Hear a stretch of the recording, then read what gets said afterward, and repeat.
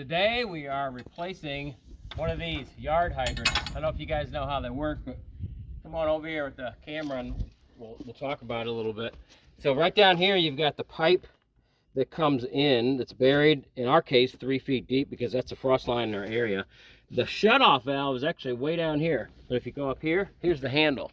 So there's a long stem that runs down in here. So when you turn the water on, it opens it up and it comes out where the hose is connected. When you shut it off, it actually turns off the valve and it opens up a small weep hole down here. Now if you look at this one, you can see it. Here's a small weep hole.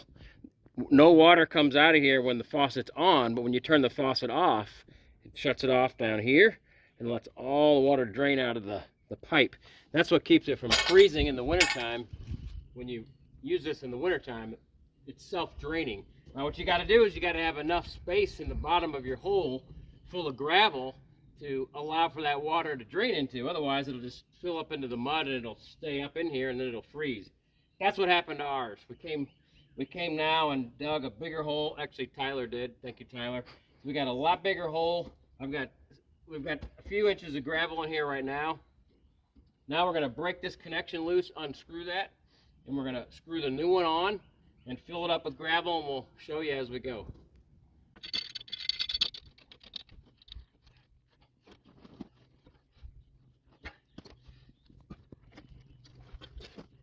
Okay, we've got it broken loose. Now I'm going to unscrew it. Take it out of there.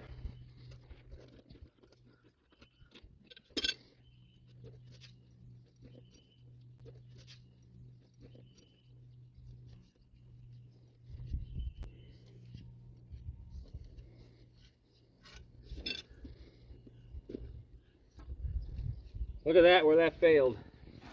Right there.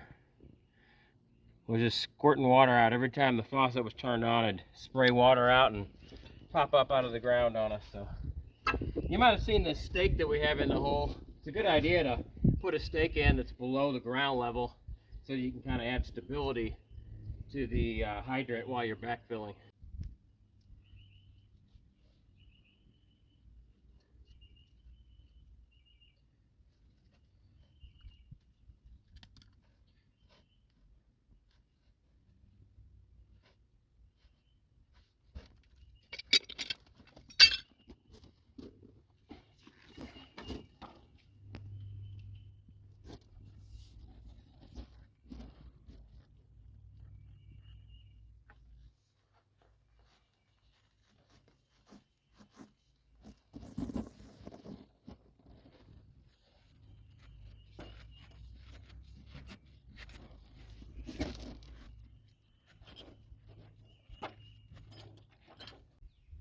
Okay, I got the clamp now. I'm going to put it on here, but I'm not going to tighten it. It'll just help stabilize things. If you look down in the hole here, I've got a wrench that's on the copper fitting that's there because I don't want to turn this so hard that I start twisting that copper.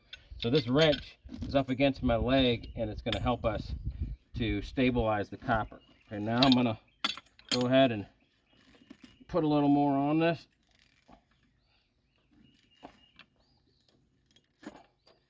Get it good and tight, like the old German carpenter.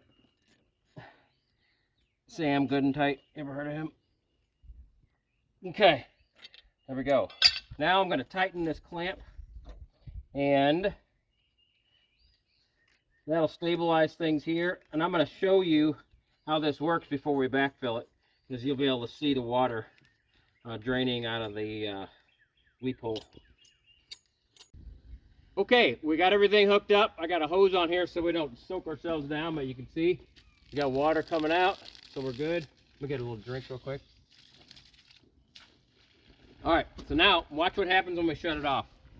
I'm gonna shut this off up here, which stops our hose.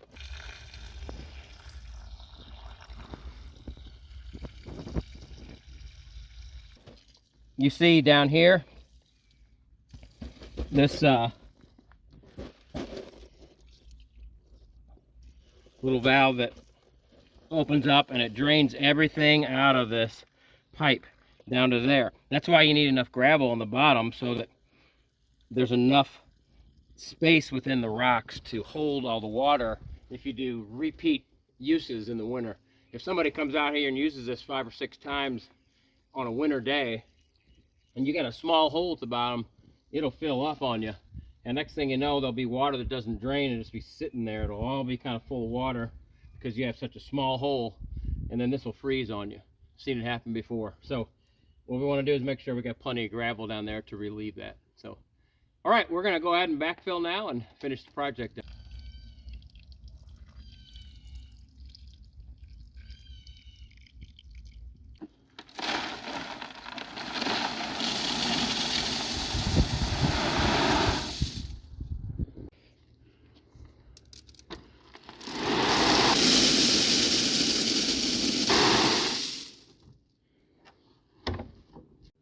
All right, we got all our gravel in. Now we're gonna cut a piece of this landscape cloth where it lets water through, but not the soil. So any of the dirt will stay separated from the rocks, and it'll be a great media for the water to flow into.